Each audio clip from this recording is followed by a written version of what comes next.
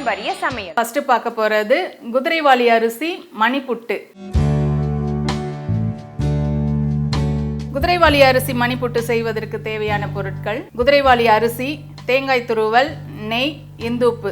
இப்போ குதிரைவாலி அரிசி மணிப்புட்டு எப்படி செய்யுதுன்னு பார்க்கலாம். குதிரைவாலி அரிசியை ஊற வச்சுக்கோங்க.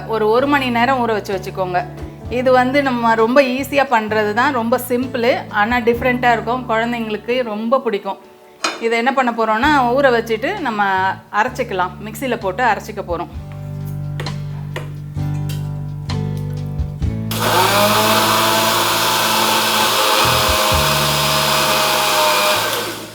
நல்லா நைஸாக அரைச்சிக்கோங்க.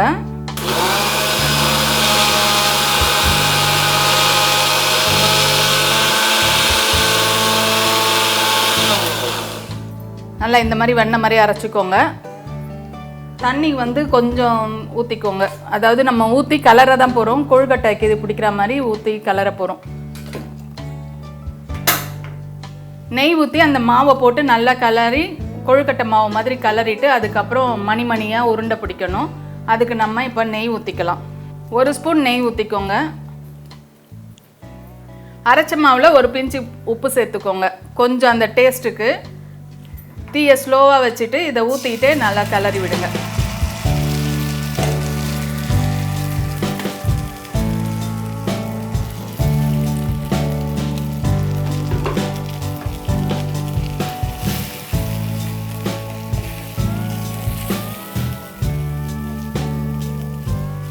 இது நல்லா இந்த மாதிரி சுருண்டு வரும். நல்லா கைவிடாமல் கிளறிட்டே இருங்க. மாவு ஃபுல்லாக வேகணும்.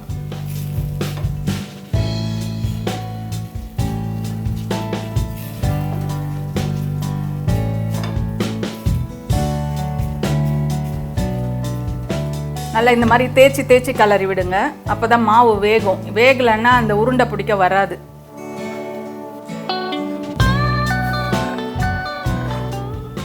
இந்த மாதிரி எல்லா மாவும் உருண்டு சேர்ந்து வந்த பிறகு ஸ்டவ்வை ஆஃப் பண்ணிவிட்டு கொஞ்ச நேரம் ஆற விட்டுருங்க. கொஞ்ச நேரம் ஆற விட்டுட்டு நம்ம சின்ன மணி மாதிரி உருண்டை பிடிச்சிடலாம். மாவு ஆறிடுச்சு. இப்போ என்ன பண்ணுங்கள், கொஞ்சம் ஓரமாக நெய் வச்சுக்கோங்க. அதை கையில் விரலில் தொட்டுட்டு இந்த உள்ளங்கையில் தொட்டுக்கோங்க. கொஞ்சம் மாவு எடுத்து இந்த மாதிரி உருட்டிக்கோங்க. எவ்வளோ குட்டி குட்டியாக போட முடியுமோ அவ்வளோ குட்டி குட்டியாக உருட்டி எடுத்துக்கோங்க. ஏன்னா அப்போ தான் அழகாக இருக்கும். அந்த புட்டு செய்யும்போது மணியாக இருக்கும். உங்கள் வீட்டில் குட்டீஸுங்க இருந்துச்சிங்கன்னா அவங்கக்கிட்ட கொடுத்தீங்கன்னா உருட்டி கொடுத்துருவாங்க. இந்த மாதிரி உருட்டிக்கோங்க எல்லா மாவையும்.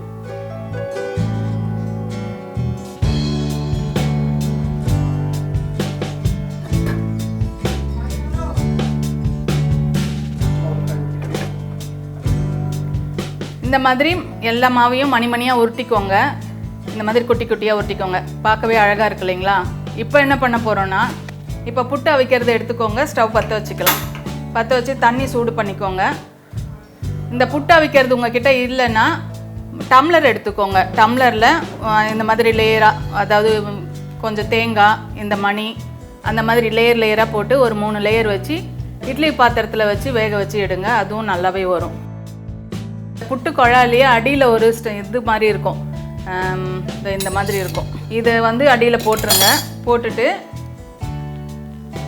ஃபஸ்ட்டு இந்த மணி உருட்டி வச்சுருக்கோம் இல்லைங்களா, இதை போட்டுக்கோங்க.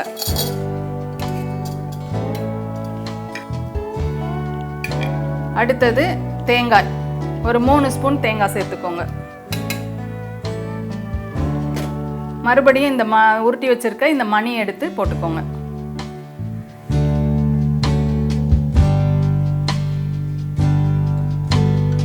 இந்த குதிரைவாலி அரிசி சிறுதானியத்திலேயே ரொம்ப சின்னதாக இருக்கும். மற்ற சிறுதானியத்தோட இந்த குதிரைவாலியில் அரிசியில் நார்ச்சத்து அதிகமாக இருக்குது. இந்த குதிரைவாலி அரிசி ஒரு 3 லேயர் போட்டுட்டு அதான் ஒரு 3 ஸ்பூன் நல்லா நம்ம ஃபுல்லாக போடுங்க. அப்போ தான் அது தேங்காவோடு சேர்ந்து கரெக்டாக வரும். மறுபடியும் ஒரு 3 லேயர் தேங்காய் போட்டுருங்க, 3 ஸ்பூன்.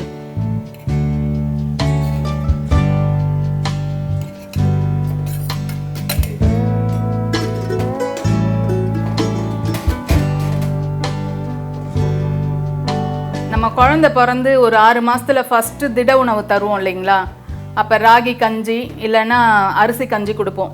ராகி கஞ்சியாக இருக்கட்டும், அரிசி கஞ்சியாக இருக்கட்டும், அது சீக்கிரமாக ஜீரணம் ஆகும். அதுக்கு தான் நம்ம அந்த ஃபஸ்ட்டு உணவு வந்து ராகி கஞ்சி இல்லைன்னா அரிசி கஞ்சி கொடுக்குறோம்.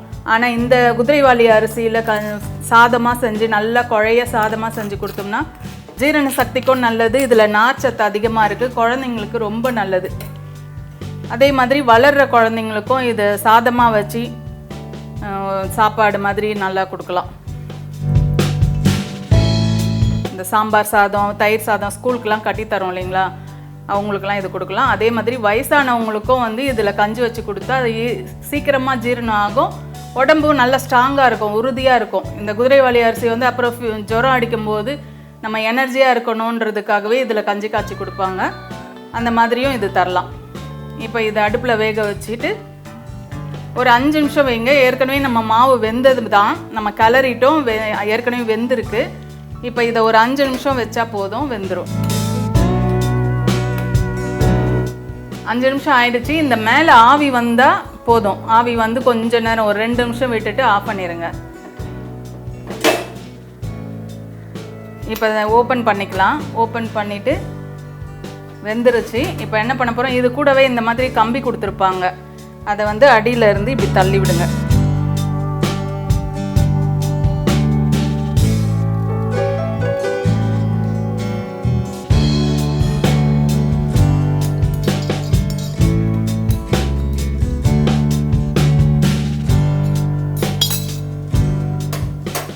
குதிரைவாலி அரிசி மணிப்புட்டு ரெடி ஆகிடுச்சு.